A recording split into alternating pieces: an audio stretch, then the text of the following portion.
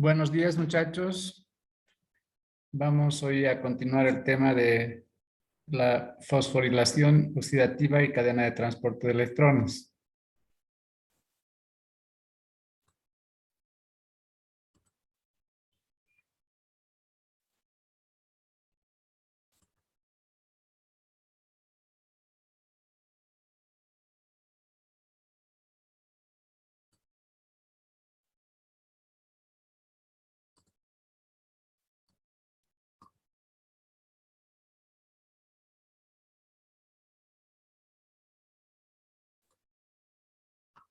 Bien, díganme si están viendo la pantalla.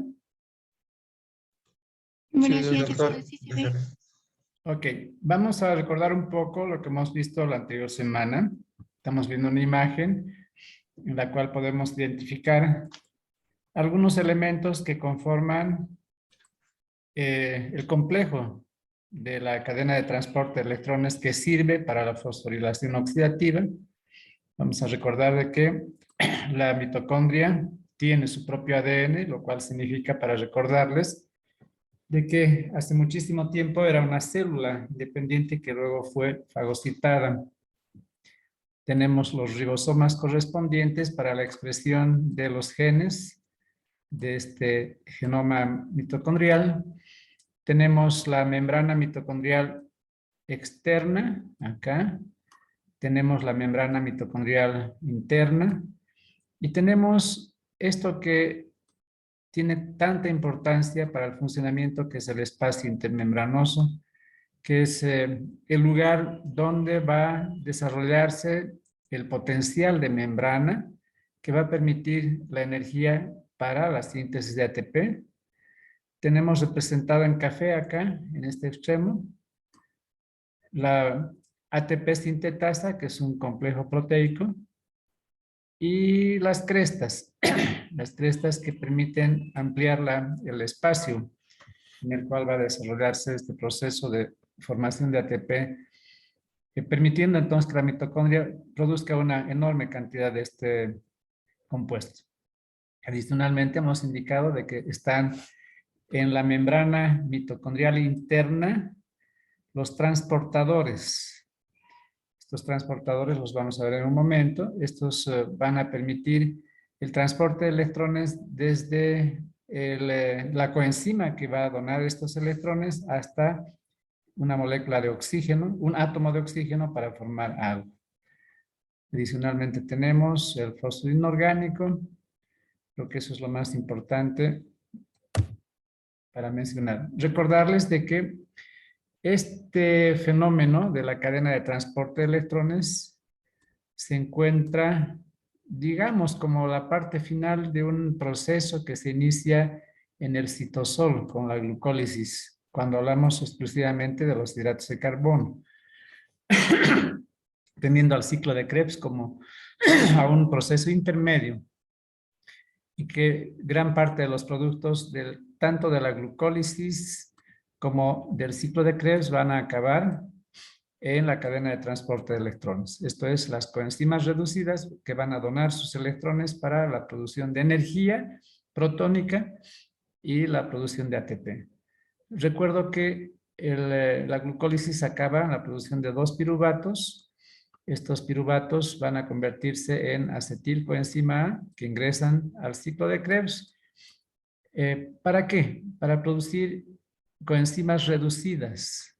Sigamos la línea café, coenzimas reducidas que van a ingresar a la cadena de transporte de electrones. También producen FAD, otra coenzima reducida, que también va a ir a donar sus electrones a la cadena de transporte de electrones. Adicionalmente, en la glucólisis tenemos también la producción de coenzimas reducidas que van a acabar en la cadena de transporte de electrones y en la misma glucólisis también. Esta anterior línea corresponde a la piruvato deshidrogenasa, que produce también por cada piruvato 2 electrones. Todo esto, entonces, va a producir mediante la ATP sintetasa una cantidad importante de ATP. Hemos mencionado 32 ATPs, que es la suma de todos estos procesos.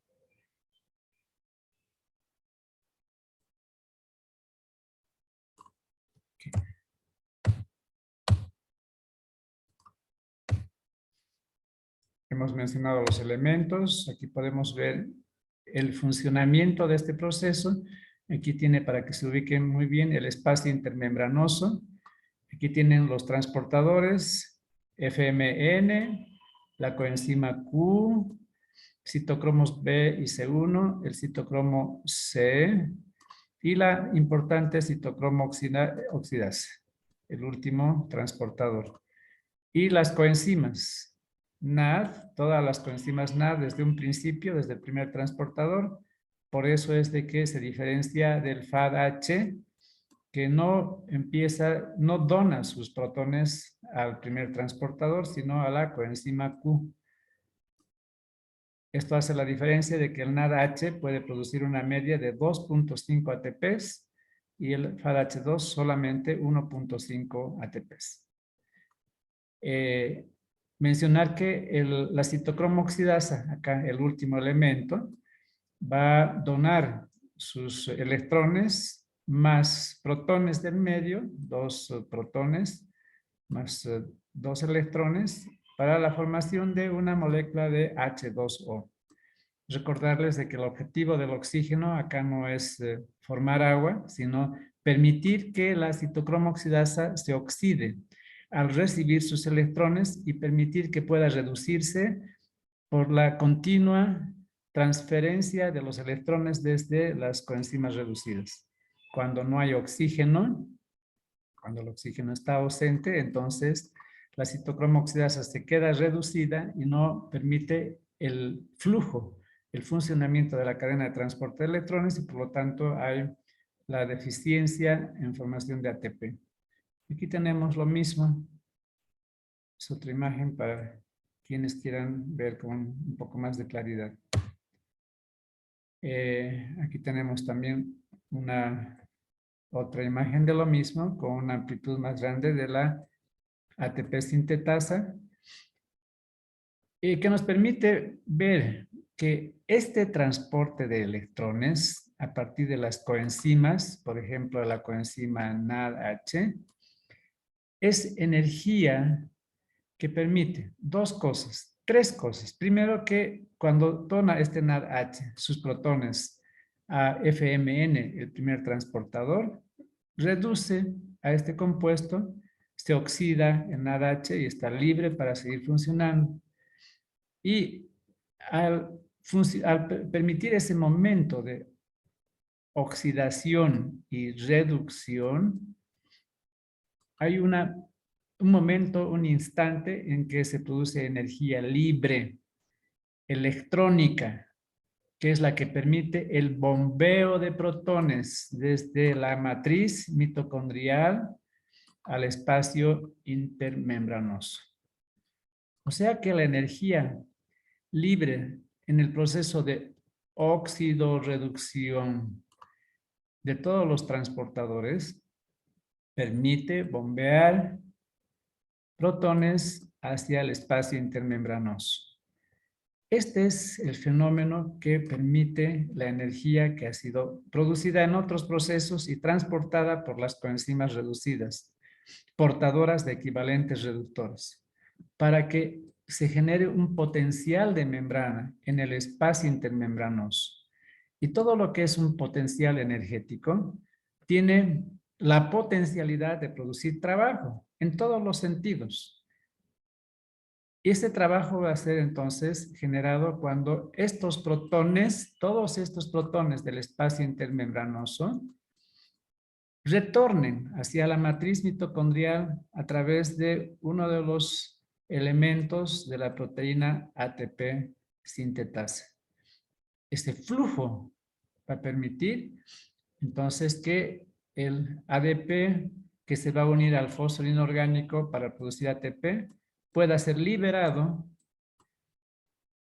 para que pueda ser luego utilizado en el metabolismo de cada una de las células. Repito entonces, la acumulación de energía acá, de energía electroquímica, de energía potencial en el espacio intermembranoso, permite en un momento dado que este conjunto de protones fluya a través de la ATP sintetasa para que esa energía que está fluyendo, esta energía porque son cargas eléctricas, son protones, permita la finalización del proceso de síntesis de ATP. Hemos mostrado esta imagen para ejemplificar que esto es un fenómeno que podemos producirlo artificialmente. Los seres humanos han logrado fabricar baterías de automóviles, baterías de celulares, un conjunto de elementos que guardan energía. Estamos en presencia de una batería donde tenemos una terminal positiva y una terminal negativa y donde tenemos ácido sulfúrico en agua. Y recuerden que el ácido sulfúrico H2SO4 en agua, un ácido fuerte, va a donar protones al medio, y se va a convertir este compuesto en el sulfato, en un sulfato. Pero va a donar protones que van a poder entonces fluir desde el polo positivo hacia el polo negativo, produciendo entonces un flujo de energía que va a permitir que la batería del celular, la batería del automóvil, funcione, se enciendan las luces, se encienda y empiece a recibir señales el celular, etcétera, etcétera. Entonces, lo que ocurre con la mitocondria es que funciona como si fuera una batería que produce, en este caso, energía química en forma de ATP. Ya hemos explicado eso. Y quedamos en la anterior clase en ver algunos videos antes de acabar el tema. Y vamos a hacer eso.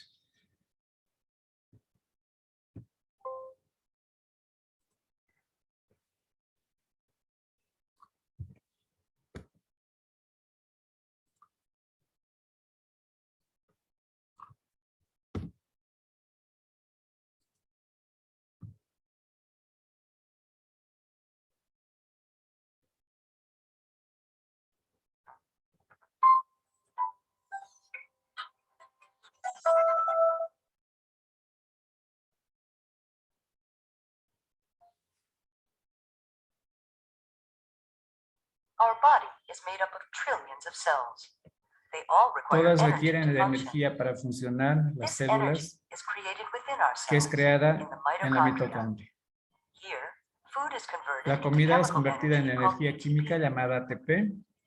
ATP is released by El the ATP es mitochondria, liberado so por la cells can mitocondria use it. para que usen las células. Fíjense, aquí hay una representación de un montón de puntitos rojos que significa la cantidad enorme de ATP que se From the produce. cytosol, and an inner membrane surrounding the so-called matrix.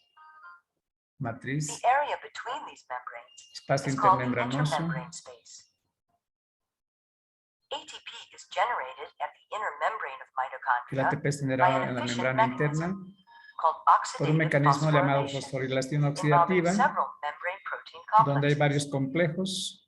Complejo 1, el primer transportador, la ubiquinona, etcétera. Nutrients Complejo provide 3, high-energy electrons in the citocromos form B y of C NADH, y la citocromo which are oxidasa. used by the protein complexes to pump protons Aquí from estamos the viendo matrix to the intermembrane space. This continuous pumping creates en a verde proton se puede gradient, observar cómo where the la positively ubiquinona charged está protons are reduciéndose, attracted to the more oxidándose, negative matrix. reduciéndose, oxidándose. Aquí es When el the citocromo protons C re-enter the que se matrix reduce y through the luego ATP se synthase oxida y protein dona su complex, electrón. Se they reduce catalyze the y se production of oxida. ATP.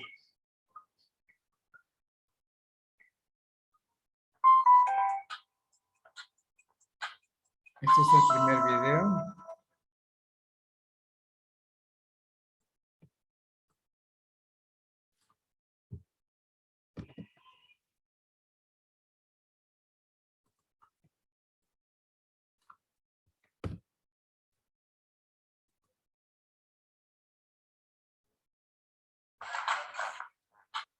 Esto no es bioquímica, tal vez sí.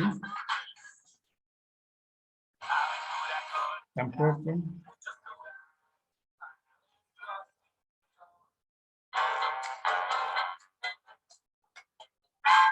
Al comienzo de la cadena de transporte de electrones, Los transportadores. Ubiquinona, citocromo B. Aquí tenemos la representación de la coenzima reducida con un puntito brillante, dona su electrón y permite el bombeo de, en rosado, el bombeo de los protones. La ubiquinona es reducida, se oxida y permite el bombeo de protones. Uno a uno del complejo 3 al citocromo C, el cual El se encuentra citocromo en C el espacio móvil intermembrana se de la reduce mitocondria. Cada vez que un y electrón luego es se enviado al oxida citocromo donando C, se su traslocaliza un electrón nuevo para protón que o bombee electrón. también El protones. citocromo C lleva Y los va electrones aumentando al el número complejo de 4 o protones en citocromo el C espacio oxidado. Son intermembranoso. estos 4 electrones que interaccionan No con importa 8 el número de hidrógenos y una electrones molécula de ni de oxígeno. protones. Reacción que Aquí conlleva a la vemos formación de 2 entonces moléculas de agua y la la traslocalización formación de de una 4 molécula de hidrógenos en el agua espacio gracias intermembrana. a los electrones y protones donados. Esta Las energía traslocalizaciones de protones en el anteriores espacio crean un intermembranoso gradiente. crean La un energía gradiente. potencial contenida en este gradiente es utilizada por la ATP sintetasa o complejo 5 para sintetizar ATP a partir de ADP y un grupo fosfato inorgánico. Este proceso sucede gracias a que la ATP sintetasa recibe los protones y gira actuando como una turbina que transforma la energía mecánica de dicho giro en una energía Ahí química está que protón almacena en los enlaces energéticos del ATP. que A permite esto se le hacer conoce girar. como fosforilación oxidativa. En un sistema biológico, muchos ciclos de la cadena de transporte de electrones ocurren simultáneamente, con la finalidad de mantener la gradiente de protones activa para la síntesis de ATP. Entonces podemos ver acá en la ATP sintetasa, que es un complejo proteico, tiene una especie de canal, una de las subunidades de esta proteína, por la cual va a fluir, acá si pueden ver el cursor, van a fluir los protones de retorno hacia la matriz. Ese flujo de protones crea en estos otros segmentos de la ATP sintetasa la energía suficiente para que gire este segmento que tiene forma de un tamborcito, y al girar va a hacer girar una parte móvil como si fuera un rotor que permite la liberación acá en azul y en guindo de ATP. El ATP se está formando en otra región de la ATP sintetasa mediante la unión de ADP con ATP. Bien, si no ha usado este video, por favor, Eso es todo, veremos otro video ahora.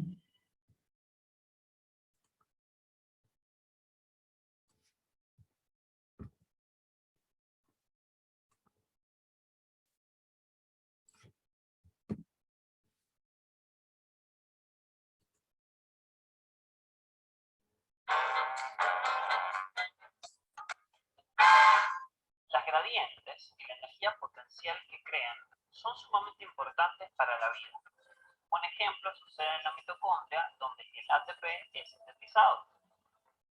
Es sintetizado por la ATP sintetasa, un complejo molecular de 16 subunidades que funciona de manera similar a una turbina.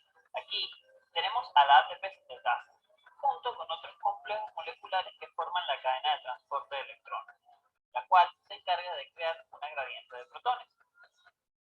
Nótese que la cadena ya ha trabajado y ha generado una gradiente de protones. Como se aprecia, hay mayor concentración en el espacio intermembrana que en la matriz.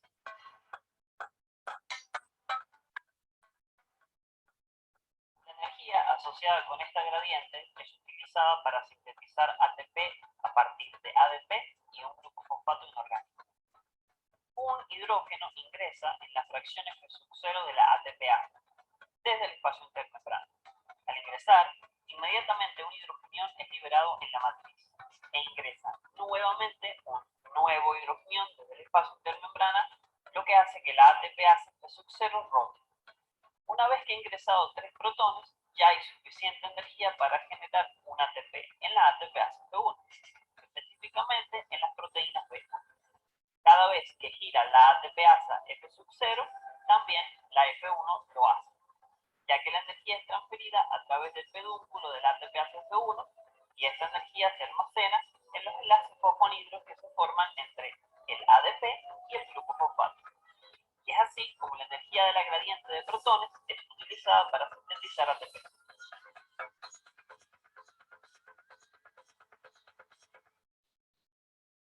Expliquemos todo de nuevo. Nótese como un protón ingresa en la ATP sintetasa en la fracción F0 que está fija en la membrana, y como otro protón que ya está en la fracción F0 es liberado en la matriz. Y este proceso sucede 3 veces y es cuando se tiene suficiente energía para sintetizar ATP. Mientras los protones pasan la membrana por el canal de la ATP sintetasa, la porción F0 rota. Esto es por la ionización de los aminoácidos en el anillo o subunidad C, que promueve la interacción electrostática que impulsa dicho anillo a través del canal. El anillo permite que el pedúnculo rote dentro de las subunidades alfa y beta. Este movimiento del extremo de la subunidad gamma a las subunidades alfa y beta provee energía a los sitios activos en la subunidad beta para poder sintetizar el ATP.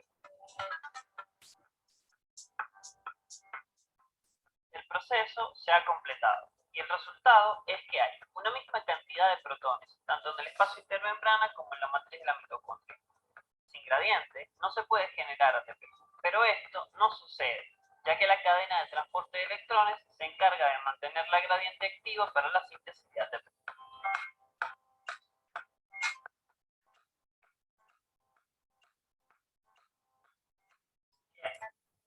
Claro que sí sucede, pero en condiciones patológicas. Cuando hay falta de oxígeno, la cadena de transporte de electrones deja de funcionar y deja de haber el bombeo de protones y por lo tanto en ese momento la célula deja de producir ATP y la célula puede sufrir daño por falta de energía. Vamos a continuar viendo más videos.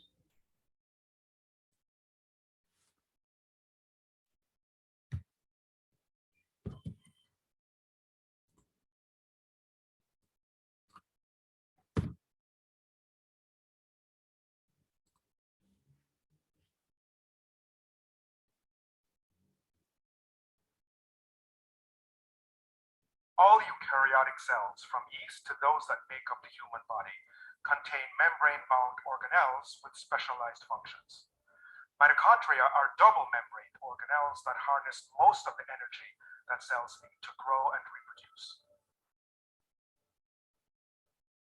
Nearly all of this energy comes from reactions that take place at the inner mitochondrial membrane.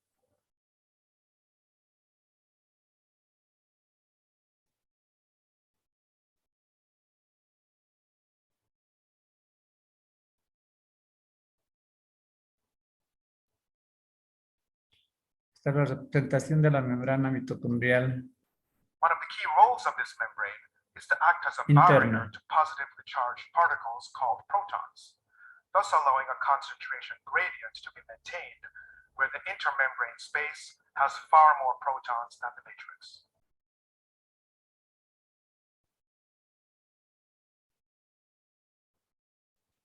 The membrane also contains a large protein complex called the F1F0 ATP synthase, which uses the proton gradient to drive. Para lo que yo considero, no tiene demasiada importancia entrar en la finura de identificar y memorizar los componentes de la ATP sintetasa, sino el fenómeno en general, el cómo los protones que fluyen a través de una de las subunidades permite un cambio electroquímico en la composición de los aminoácidos durante un instante. Y ese cambio va a ser suficiente como para hacer girar ese rotor que han visto ustedes y que permita posteriormente, en una fracción de segundo por supuesto, la formación o la liberación del ATP. The synthesis of ATP molecules. These ATP molecules ultimately provide the energy for most of the cell's reactions. Just as man-made power plants produce electrical energy by using the flow of wind, water, or steam to rotate a turbine, the synthase makes ATP by using proton flow from one side of the inner membrane to the other to rotate protein subunits. If there is no proton gradient, synthase subunits stop rotating. Y lo que dice, para los que no puedan leer, es que ese gradiente que se genera en el espacio intermembranoso al fluir a través de la ATP sintetasa va a generar entonces el ATP.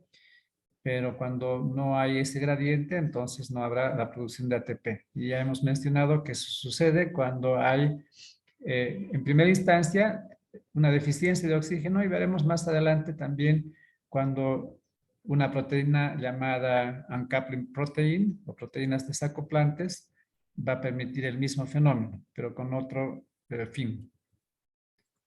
And the cell can quickly become starved of energy and die.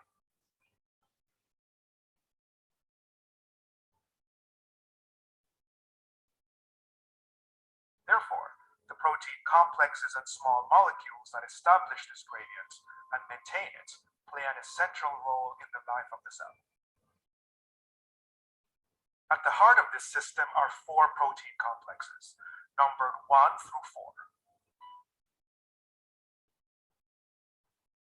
Complexes 1, 3, and 4 directly pump protons from the Indica matrix que los into the complejos intermembrane 1, space. 3 y 4 son los que bombean protones, no así el 2, que es la ubiquinona. Complex 2 does not directly pump protons, but it does promote proton pumping in complexes 3 and 4. Está hablando de la ubiquinona.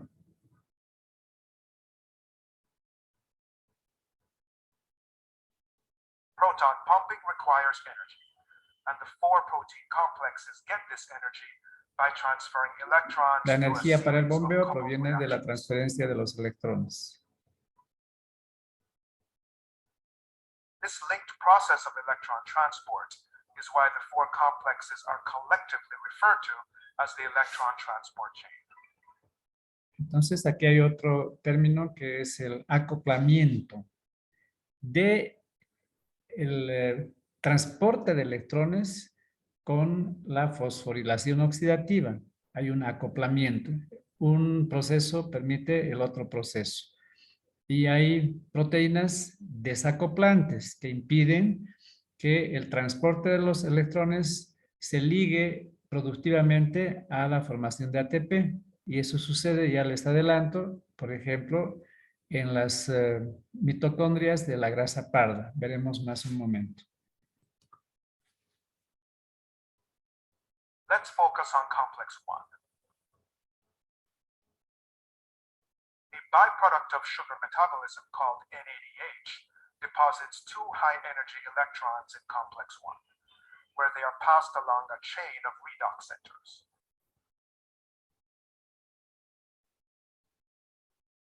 Redox centers are clusters of atoms that have different affinities for electrons based on their unique atomic configurations.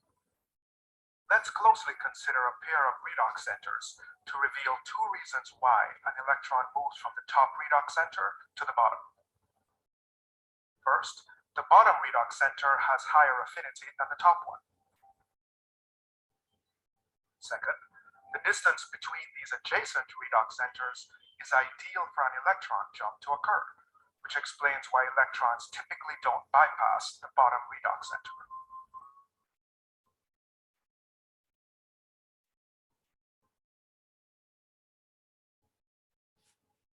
Aquí tenemos la representación ya de detalles mismos de lo que ocurre en el proceso de óxido-reducción, que lo representan a través de esta zona, pero que son fenómenos que se dan prácticamente en un instante, en una fracción de milisegundos. No interesa mucho ese proceso, salvo para los que quieran investigar un poco más. A small amount of energy is released each time an electron is passed between redox centers. Complex 1 harnesses this energy across all the redox centers and uses it to pump proton. Es lo que hemos dicho. Entonces, la energía de este proceso de óxido-reducción, de esa energía, de ese total, una pequeña energía se utiliza para el bombeo de protones. Y no hemos mencionado hasta ahora, pero otra parte de la energía es, digamos, liberada, es, digamos, perdida como calor.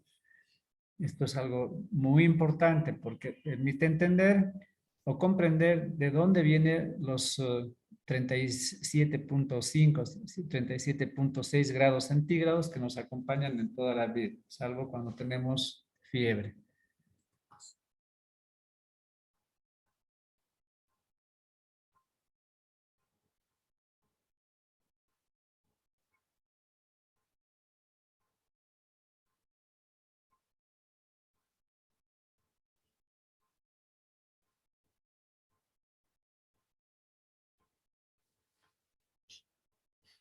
The last redox center in complex 1 donates 2 electrons to a coenzyme Q molecule.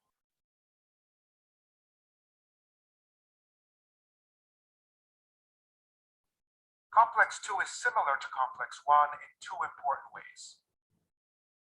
First, high energy electrons also enter complex 2 via a byproduct Vamos of a sugar saltar un metabolism. poco esto.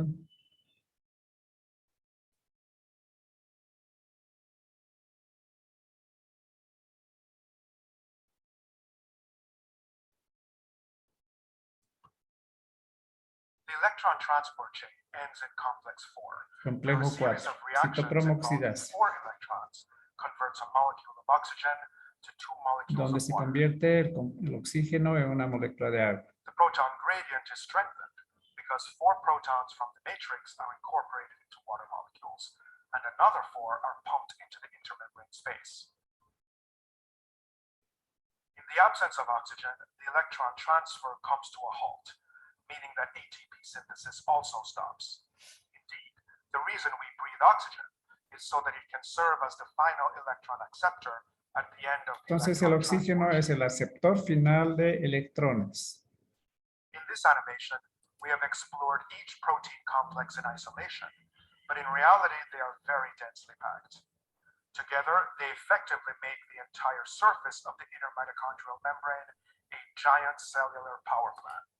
Y es importante señalar esto que dice, ¿no? Que no son procesos aislados, sino que existe una enorme cantidad de transportadores y de ATP sintetasas, lo que permite entonces la generación por la mitocondria de una cantidad enorme de energía, una cantidad enorme de ATP para que cumpla las funciones propias del metabolismo celular.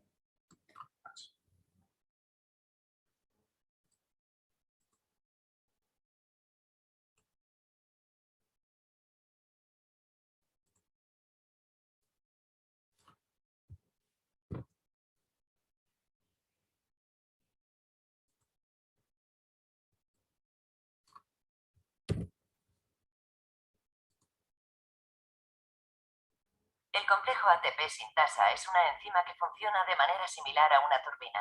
Transforma la energía almacenada en el gradiente de protones en energía química almacenada en los enlaces energéticos de... Aquí tal vez vale la pena mencionar la palabra turbina. La turbina es un rotor que gira a una gran velocidad. Aquí vemos el fenómeno muy lentamente para que se pueda percibir y entender mejor, pero en realidad lo que está sucediendo en nuestras mitocondrias es que eso gira muy rápido, como si fuera realmente una turbina. del ATP.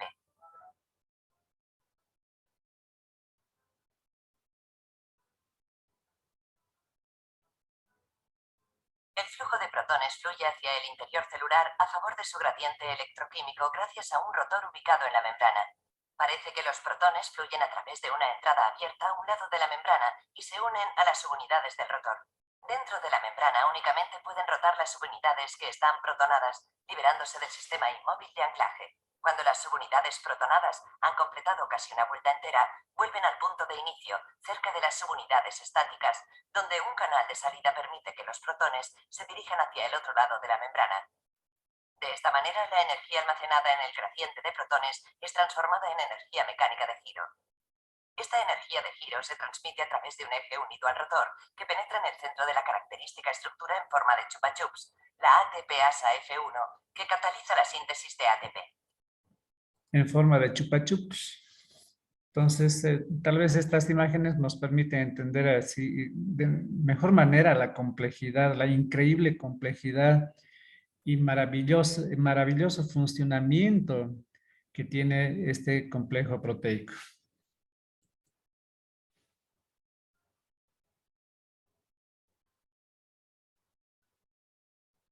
La porción de la ATP sintasa que forma la ATPasa F1 ha sido cristalizada.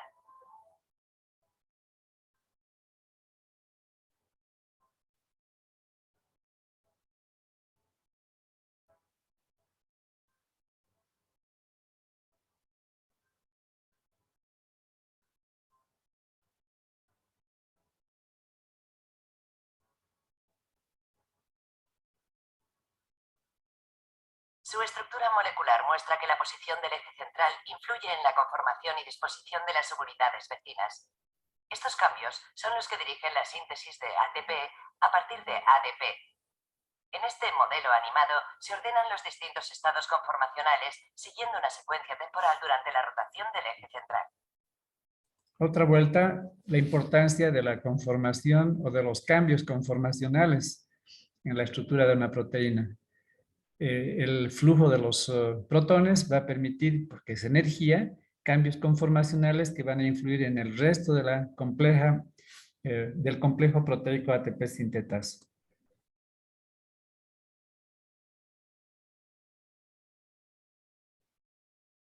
Como cualquier enzima, la ATP sintasa puede trabajar en ambos sentidos. Si la concentración de ATP es elevada y el gradiente de protones bajo, la ATP sintasa funcionará en sentido contrario al habitual, de manera que hidrolizará ATP mientras bombea protones a través de la membrana. El proceso inverso, o sea que no todo el tiempo, dependiendo del estado energético de la célula, no todo el tiempo se va a producir ATP, o por lo menos con la misma velocidad que cuando hay una demanda, por ejemplo, cuando trabaja el músculo.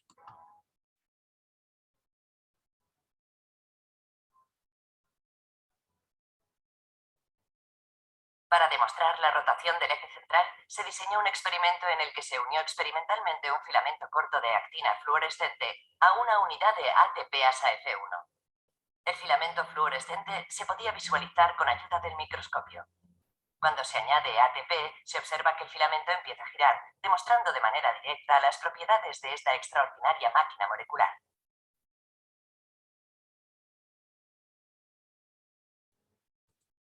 Uno espera que el que está mirando esta última imagen se maraville de cómo funciona este proceso de generación de ATP.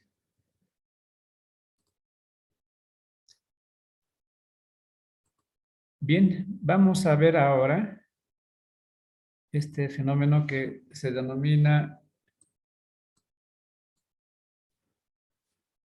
desacoplamiento, mediado por lo que se conoce como proteínas desacoplantes o uncoupling protein en inglés.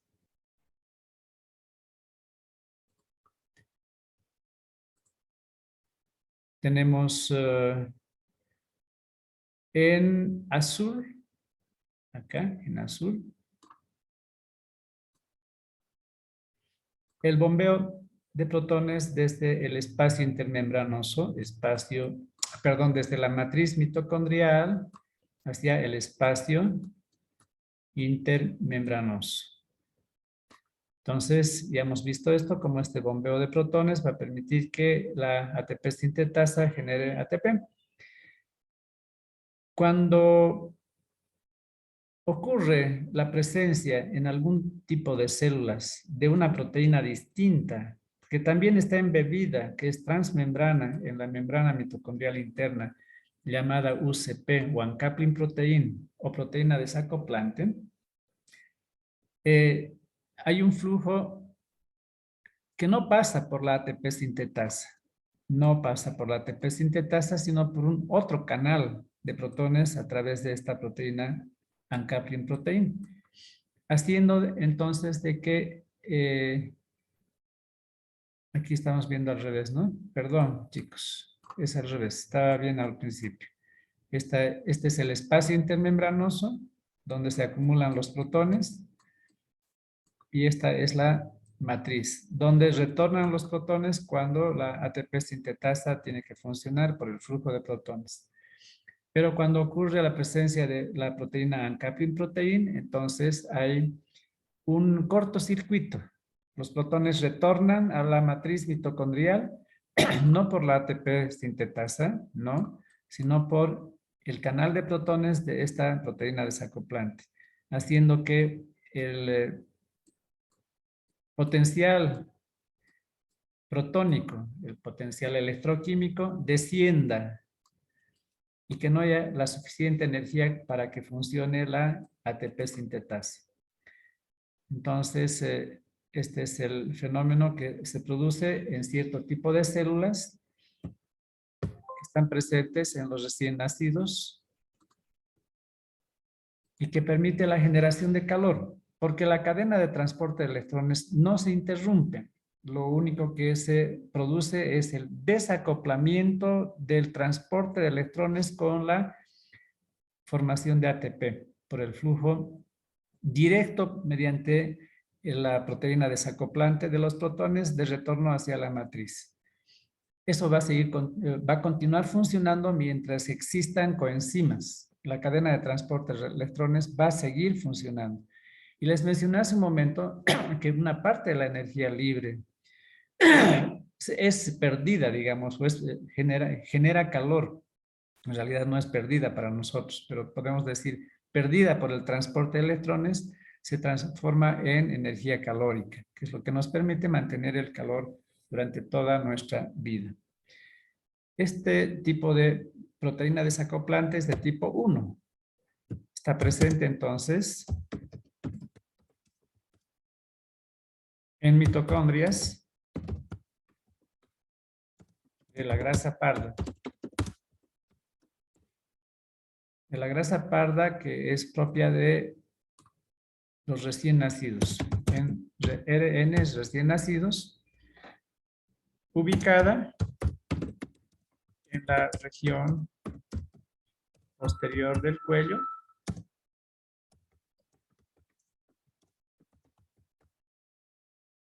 y que permite la generación de calor.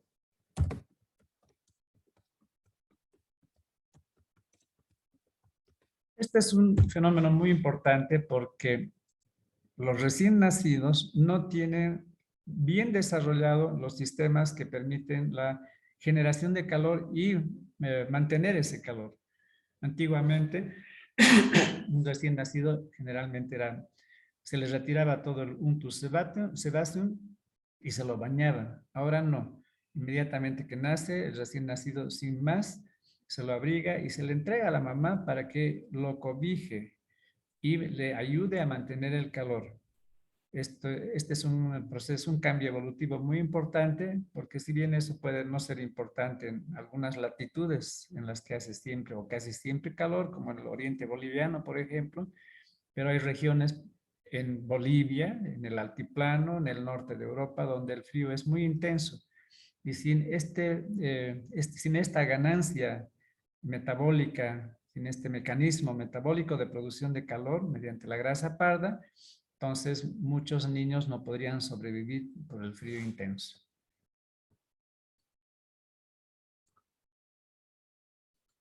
Tenemos acá otra imagen de cómo sucede eso.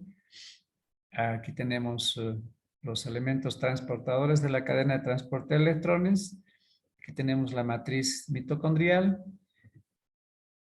Vamos a agrandar esto.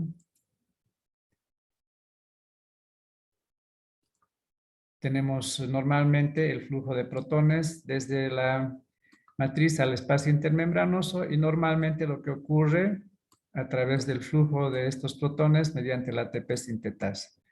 Pero esta proteína desacoplante va a ser como un cortocircuito, un otro canal por donde va a fluir este potencial de protones, anulando el gradiente e impidiendo que funcione la ATP sintetasa.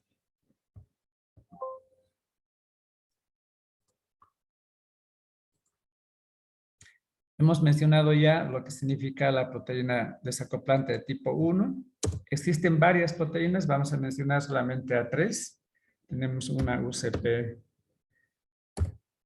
tipo 2, cuya función no está muy clara, pero podría ser una proteína que impide, o mejor dicho, favorece los procesos antioxidativos producidos por un compuesto llamado ion superóxido, responsable de procesos oxidativos negativos para el metabolismo de los seres humanos.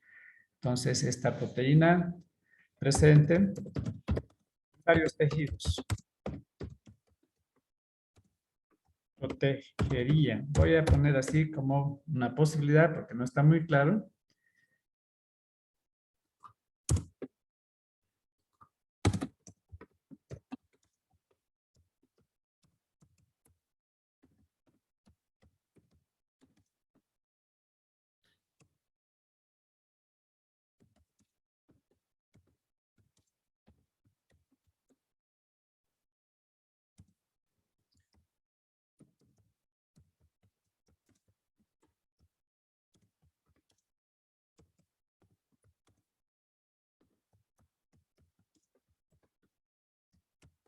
Está ahí escrito. Entonces, es lo que acabo de mencionar. Presente en varios tejidos que protegería de procesos oxidativos que dañan tejidos. Este es un fenómeno mediado por el anión superóxido. Y la UCP3. La UCP3, tanto como la UCP1 de las mitocondrias de la grasa parda, esta UCP3 estaría presente en los adipocitos.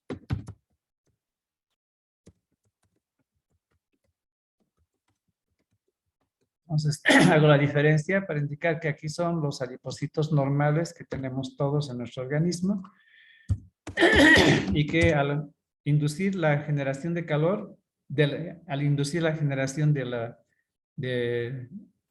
cadena de transporte de electrones desacoplada de la ATP sintetasa,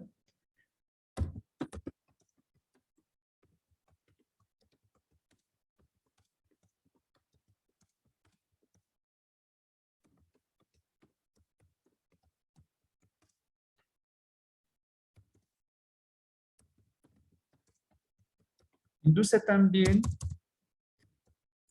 un aumento de la oxidación de las grasas para la producción de coenzimas reducidas.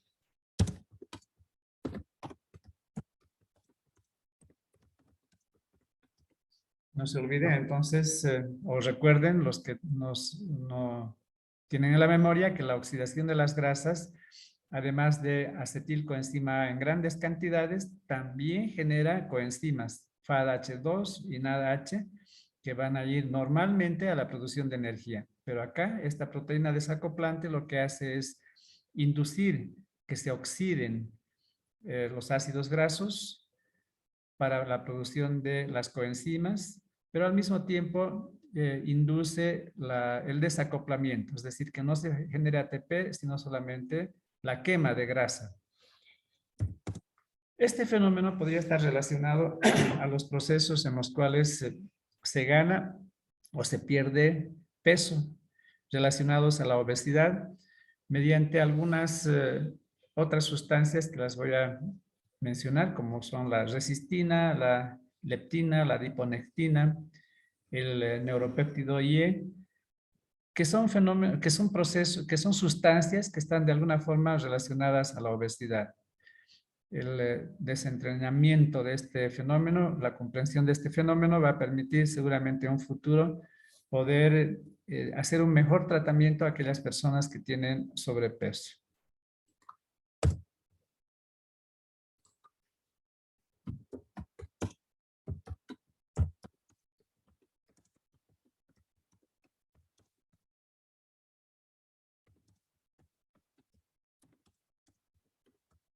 Entonces, esto podría estar relacionado a la pérdida de peso y a otras sustancias como la leptina. Ya van a conocer estos compuestos más adelante.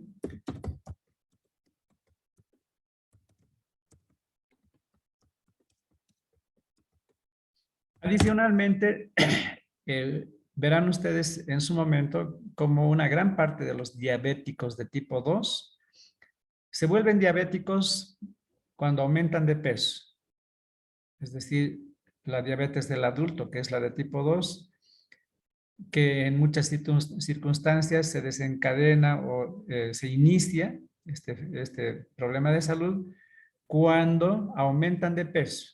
Entonces, este es otro fenómeno, otro problema bioquímico que podría permitir comprender mejor y encontrar mejores tratamientos para la diabetes de tipo 2.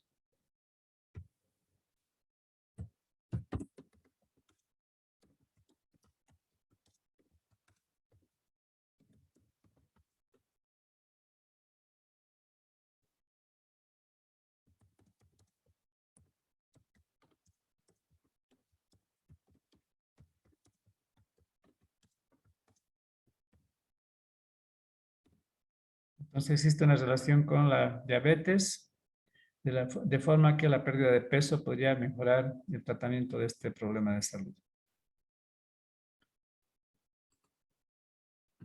Existen algunos venenos. Uno de ellos es el 2,4-dinitrofenol. Este compuesto es un precursor de explosivos, como la nitroglicerina, que forma la dinamita, y que es muy liposoluble, y que cuando una persona se contamina a través de la piel por esta sustancia, este compuesto, entrando a la mitocondria, haría el rol de una proteína, solamente que no es una proteína y tampoco está en la membrana mitocondrial interna, sino que atraviesa, llevando protones desde el espacio intermembranoso de retorno hacia la matriz mitocondrial. Repito nuevamente, este compuesto, cuando contamina a una persona a través de la piel, personas que trabajan en la fabricación de explosivos, tendría el rol de fijar protones en el espacio intermembranoso y llevarlos a través de la membrana mitocondrial interna de retorno a la matriz. De esta manera, entonces, no habría potencial necesario para la producción de ATP, pero sí habría mantendría la cadena de transporte de electrones. Este fenómeno fue observado por primera vez en trabajadoras de las fábricas de explosivos durante la Primera Guerra Mundial y durante la Segunda Guerra Mundial. Generalmente mujeres, porque los varones estaban en la guerra. Y se vio que rápidamente, en el transcurso de pocas semanas, las que tenían sobrepeso perdían peso, pero que tenían otro fenómeno adicional, que era que tenían elevaciones térmicas que en algunos casos llevaba a la muerte a estas mujeres. Elevaciones térmicas que superaban los 42 grados centígrados. Estas hipertermias entonces se explican ahora porque es otro fenómeno de desacoplamiento. No significa que deje de haber transporte de electrones, sino más bien una intensa oxidación de grasas para proporcionar la cantidad de coenzimas reducidas, NADH y FADH2, necesarias para mantener funcionando el transporte de los electrones, pero desacoplado de la formación de ATP, porque el 2,4-dinitrofenol lo que haría sería fijar protones del espacio intermembranoso para llevarlos de retorno a la matriz, disipándose así el gradiente electroquímico. Vamos a escribir un poco sobre esto.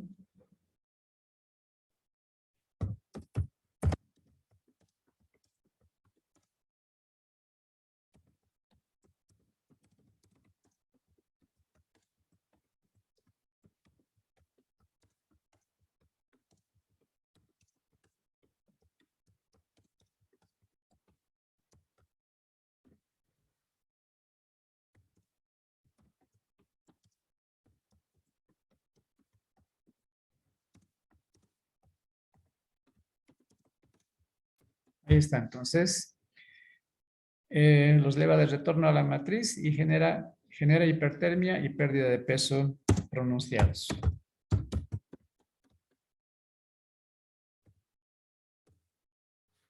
Un otro compuesto es el cianuro. Tenemos la visión de esta molécula, nitrógeno, carbono, hidrógeno. El cianuro envenena a la citocromo oxidasa.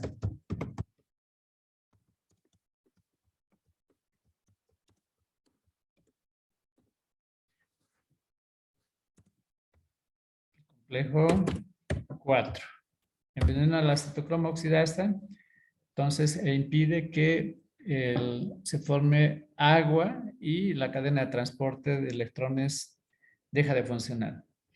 Este compuesto ha sido utilizado de forma bastante extensiva como un veneno para la ejecución de condenados a muerte en alguna temporada en los Estados Unidos, y derivados del cianuro o parientes del cianuro ha sido utilizado por los nazis durante la Segunda Guerra Mundial para eliminar a una gran cantidad de judíos.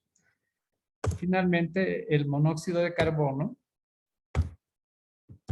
también envenena a la misma citocromo oxidasa.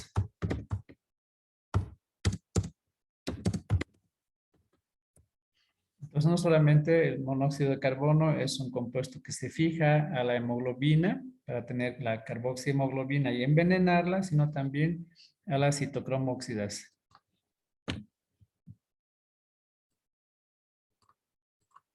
Finalmente, vamos a ligar todo este tema con un fenómeno que es muy importante, es un problema de salud muy frecuente en nuestro medio que se llama infarto agudo de miocardio. El infarto agudo de miocardio significa necrosis del tejido muscular cardíaco por la obstrucción de una rama de la coronaria debido a un coágulo que se convirtió en émbolo cuando se libera de alguna región del endotelio vascular, produciendo entonces una disminución moderada a grave del flujo sanguíneo que va a afectar al tejido cardíaco, produciendo necrosis, y que dependiendo de la gravedad también afectará al resto del organismo si es que la función de bomba ha sido también afectada de forma importante. Los factores predisponentes para el infarto agudo de miocardio son la obesidad. La obesidad porque la grasa significa una mayor cantidad de compuestos como el colesterol y lípidos que van a ir a formar aterosclerosis. Aterosclerosis es la formación de ateromas dentro del endotelio vascular, que son fenómenos en los cuales se presenta la acumulación de colesterol, fosfolípidos, triglicéridos, calcio, migración del músculo liso y finalmente con el calcio la calcificación de una placa obstruyendo el vaso, la luz vascular en menor o mayor medida. El tabaquismo también es otro fenómeno que incide en la acumulación. Este es el primer mecanismo mediante el cual el tabaco es una sustancia muy dañina. Fomenta la acumulación. Los gases que ingresan hacia la circulación sanguínea fomentan el depósito de estos compuestos como son el colesterol y los lípidos dentro del endotelio vascular.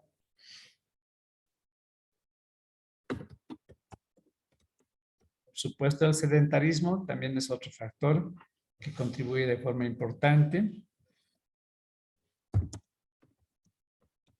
Y la diabetes, entre otros. Existen otros factores, pero estos son los más importantes como predisponentes a un infarto agudo de miocardio porque van a estar relacionados a el depósito de lípidos y colesterol. Cuando una placa se ha formado, es decir, cuando hay una aterosclerosis importante a nivel de los vasos sanguíneos de una persona, pueden haber factores que permitan o faciliten la formación de coágulos sanguíneos en esos sitios y que estos en algún momento se desprendan, viajen como émbolos y vayan a trombosar, o sea, a obstruir alguna región de una coronaria o de una arteria mesentérica o a nivel cerebral. Estos factores que desencadenan la formación y o la liberación de un coágulo son la hipertensión, porque la hipertensión significa un aumento de la presión hidrostática que puede desprender un coágulo o que puede dañar regiones o que puede desprender una parte de la placa en la cual va a haber una zona cruenta en la cual se va a formar un coágulo que posteriormente puede desprenderse. El estrés viene con un aumento de la frecuencia cardíaca y un aumento de la presión arterial que también puede ser otro factor desencadenante, un factor muy importante en pacientes que tienen predisposición al infarto de miocardio. Tabaquismo, por un mecanismo distinto a lo que hemos mencionado anteriormente, y es que la nicotina produce vasoconstricción, y esa vasoconstricción puede ser otro factor que vaya a desencadenar la formación o la liberación de un coágulo sanguíneo. El ejercicio intenso también puede mencionarse como otro factor de cierta importancia. Esos son entonces los problemas relacionados a este fenómeno que es el infarto de miocardio.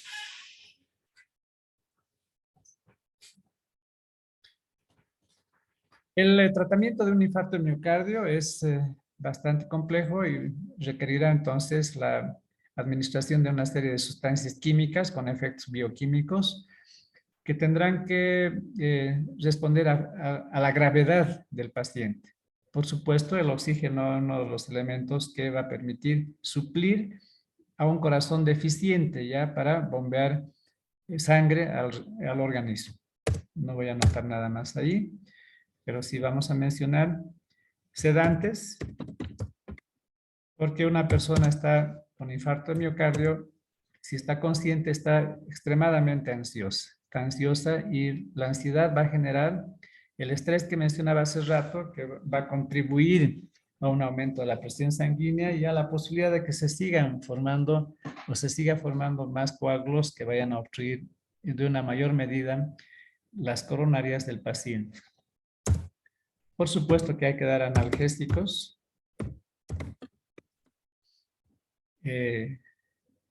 Este es un problema importantísimo, pues no se puede dejar a una persona con un dolor tan intenso como puede ser el del infarto de miocardio, pero también con el objeto de calmar al paciente, que si es que está muy adolorido, puede generar también un aumento de la presión arterial.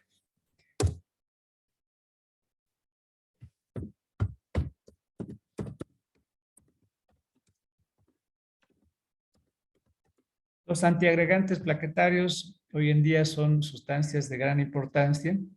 La aspirina, porque estos antiagregantes plaquetarios, al bloquear la enzima, al inhibir la enzima ciclooxigenasa, van a impedir la formación de tromboxanos. Yo ya no voy a anotar todo eso, se supone que todos ustedes saben ya, pero la aspirina es uno de los fármacos más importantes y utilizados ahora actualmente en el mundo, tanto como para prevenir el infarto de miocardio, como para tratar a pacientes que recientemente han tenido este problema, ya que favorecería o impediría que se sigan formando coágulos al impedir la aspirina, la formación de tromboxanos.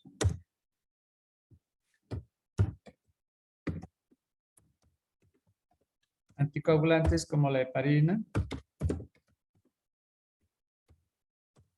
Y vamos a acabar con trombolíticos. Los trombolíticos entonces van a ir a degradar, primero impedir que se sigan formando fibrina y a degradar la fibrina para permitir la apertura de la luz vascular que ha sido ocluida por este trombo. Los trombolíticos pueden ser como los activadores tisulares del plasminógeno.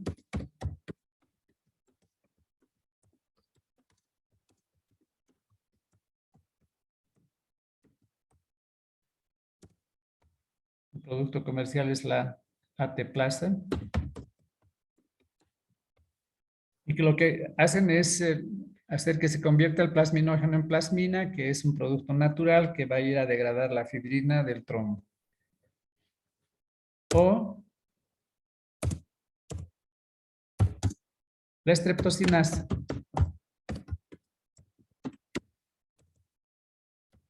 La streptocinasa es una enzima de los estreptococos,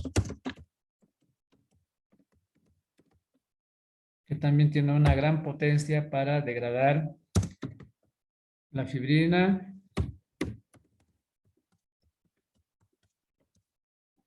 del trombo.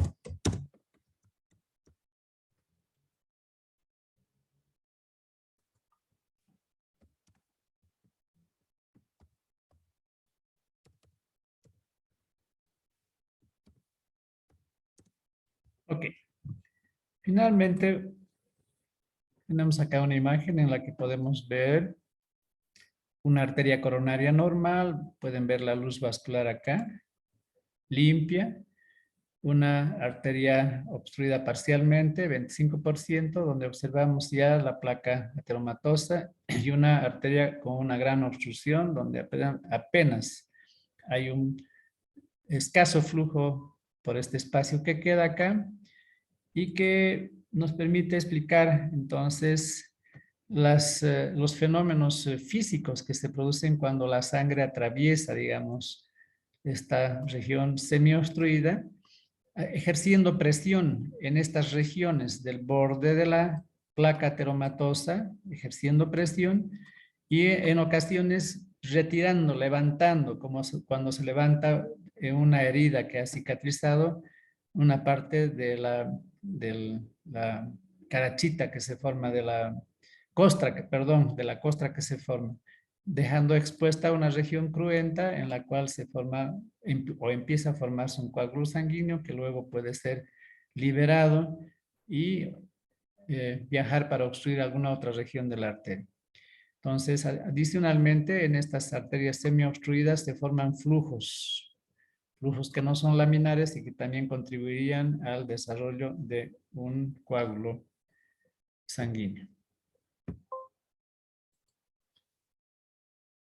Muy bien, jóvenes.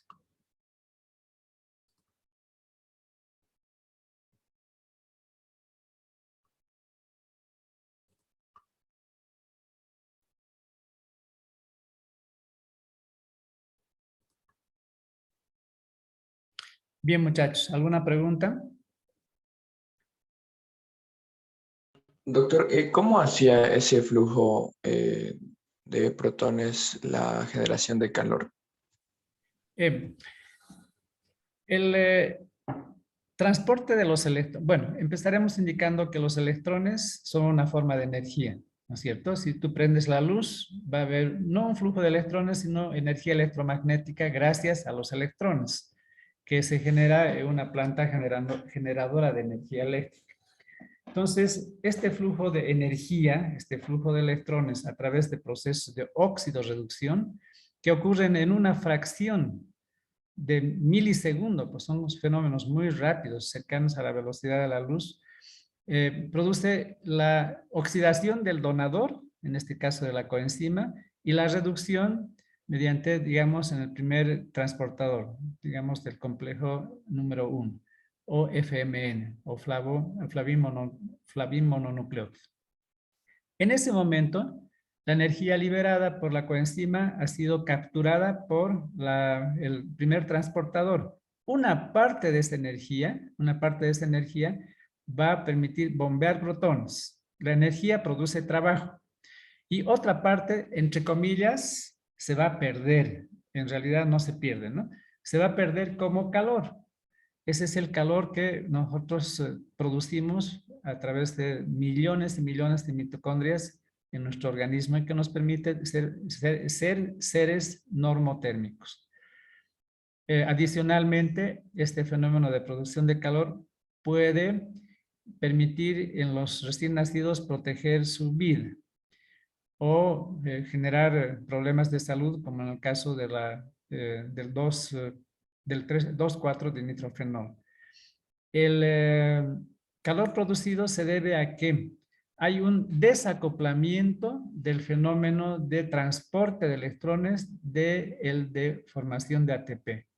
Para la formación de ATP se necesita que ese transporte de electrones bombee protones al espacio intermembranoso y que esa elevación de la concentración de protones en el espacio intermembranoso permita un flujo de retorno de los protones a través de la ATP sintetasa para la síntesis de ATP.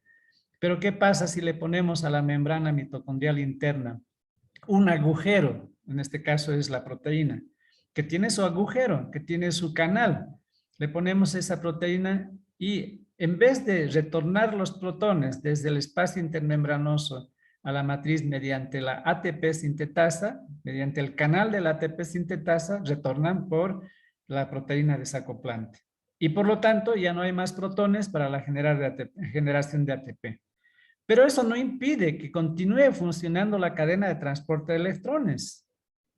Es más bien como si hubiera una desesperación por generar ATP, que se empieza a producir la oxidación de las grasas para producir más coenzimas reducidas que vayan a la cadena de transporte de electrones y que donen sus electrones a los transportadores de electrones. Pero lo que va a suceder es de que igual esos protones bombeados van a volver a la matriz por el agujero, por la proteína desacoplante y no por la ATP sintetasa. Y eso funciona continuamente haciendo que se queme grasa, en el caso de la grasa parda, que se queme grasa en el caso de los que se han intoxicado con esa sustancia 2,4-dinitrofenol, que se queme grasa porque la grasa va a producir las coenzimas reducidas. Y gran parte entonces de esa energía que se está produciendo en el transporte de electrones va a producir calor, la liberación, la pérdida de energía en forma de calor que va a proporcionar al recién nacido calorcito y a las personas intoxicadas elevaciones térmicas que pueden llegar a ser mortales en algunos casos. No sé si está más o menos entendido. Sí, gracias, doctor. Ok, chicos, ¿hay alguna otra pregunta?